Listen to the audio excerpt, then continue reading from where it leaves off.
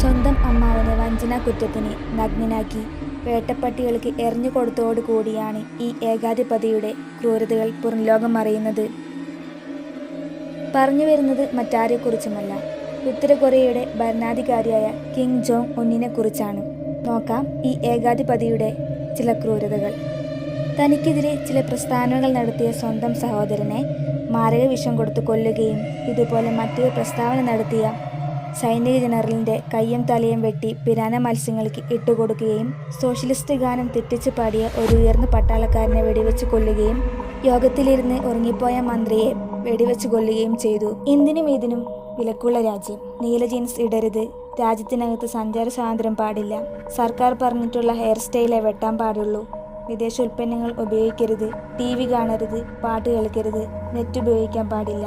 ഇങ്ങനെ നീളുന്നു ഈ ഏകാധിപതിയുടെ ലീലവിലാസം.